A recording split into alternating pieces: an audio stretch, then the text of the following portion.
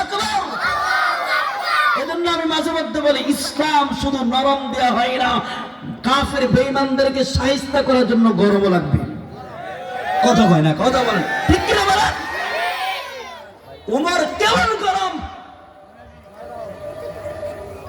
একদিন আল্লাহ রাসূল হযরত ওমরকে বলে, ওমর, আল্লাহর কসম করে বলছি, আসমানের যত ফেরেশতা আছে, জমিনের যত ফেরেশতা আছে, যেখানে আপনাকে দেখে আপনাকে আসসালামু আলাইকুম বলে সালাম দেয়। সুবহানাল্লাহ কই না? আপনাদের সুবহানাল্লাহর ভিতরে মনে ফরমালিন লেগে গেছে। কথা কই না তো? সুবহানাল্লাহ জোরে বলেন, আরো জোরে কোন। একবার সুবহানাল্লাহ বললে ফায়দা কি হয়? জান্নাতে আমার আপনার নামে একটা তাজা ফল গাছ রেজিস্ট্রি হয়ে যায়। আর জমিনের যত শয়তান আছে, যত ইবলিস আছে, যেখানে আপনাকে দেখে আপনার ভয়ে আরেক রাস্তা দিয়ে পালায় চলে যায়। সুবহানাল্লাহ। হযরত ওমরকে আল্লাহ তাআলা কি আধ্যাত্মিক একটা পাওয়ার দিয়েছে, কলবি একটা পাওয়ার দিয়েছে, ঈমানি পাওয়ার দিয়েছেন।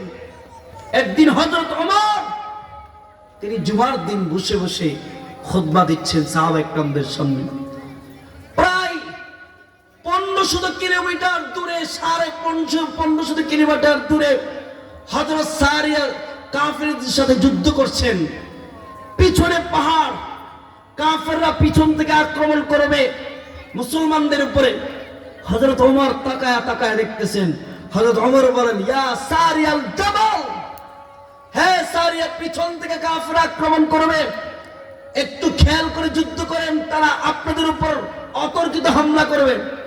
হযরত সারিয়া যুদ্ধ শেষ করে মদিনায় এসে বলে, ইয়া ওমর, ইয়া খলিফাতুল মুসলিমিন, আপনি যখন ইয়া সারিয়া আল জাবাল করে আমাকে ডাক দিয়েছেন, আমি 1550 কিলোমিটার দূর থেকে আপনার আওয়াজ আমার কানে আসছে।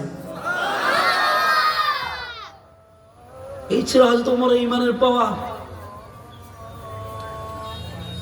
হযরত ওমরকে বলা হয় মেজাজে ওয়াহী। হযরত ওমর যেই দিকে যায় হক ওই দিকে হাঁটে। সুবহানাল্লাহ বলেন। আমরা তো বলি হক যেই দিকে আমরাও সেই। সবাই কথা বলেন, হক যেই দিকে আমরাও, আর হযরত ওমর যেই দিকে হকও যায় ওদিকে। সুবহানাল্লাহ চিৎকার করে বলেন। চিন্তা করছেন? এই জন্য হযরত ওমরকে বলা হয় মেজাজে ওয়াহী। মেজাজে ওয়াহী মানে 20-30 জন সাহাবী কোন বিষয়ে একটা বিষয় সিদ্ধান্ত নিত, হযরত ওমর একাই একটা সিদ্ধান্ত নিত, কিন্তু দেখা যায় হযরত ওমরের সিদ্ধান্তের পক্ষে আয়াত নাজিল হয়ে গেছে।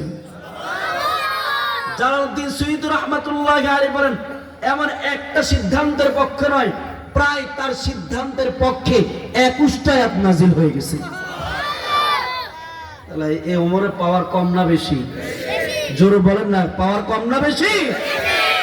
এই ওমর যখন দেখলো ওয়াসি আসছে, ইয়া রাসূলুল্লাহ, ওই যে আপনার চাচা হত্যাকারী আসছে, তলোয়ারটা হাতে নিব, গরম পাটি না।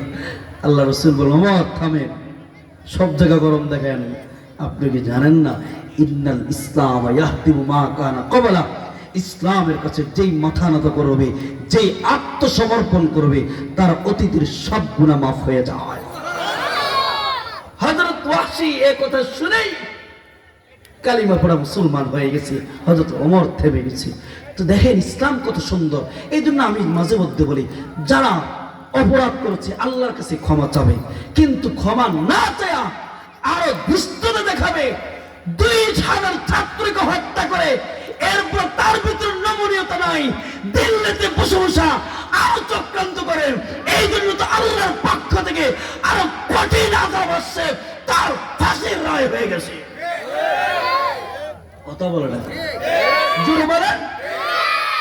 অথচ আল্লাহ বলেন তুমি ক্ষমা চাও, মাফ করে দিব, কিন্তু ক্ষমা না চায়া আর উল্টা পাল্টা কথা বলেন। কথা বলেন ঠিক কিনা বলেন? তবে সতর্ক থাকেন। আমি তো মন চাই বাংলাদেশে এমন একটা সরকারের প্রয়োজন, যে সরকার ইসলামের পক্ষে কাজ করবে। আমরা তো দীর্ঘ 54 বছর বহু তন্ত্র মন্ত্র দেখেছি, বহু রাজনীতি দেখেছি, বহু নেতা দেখেছি আমাদের বাংলাদেশের টাকা পয়সা বিভিন্ন দেশে প্রচার করেছে। আমরা এমন সরকারকে আর দেখতে চাই না। আমরা এমন একটা সরকার চাই যে জনগণের সাথেই থাকবে, যার আশেপাশে কোনো বাহিরের প্রয়োজন নেই। একজন রিস্কাওয়ালার সাথে সে হাঁটতে পারবে, একজন মেথর সাথে সে থাকতে পারবে। এমন একটা প্রধানমন্ত্রী আমরা বাংলার জমিনে দেখতে চাই, ঠিক কিনা বলেন?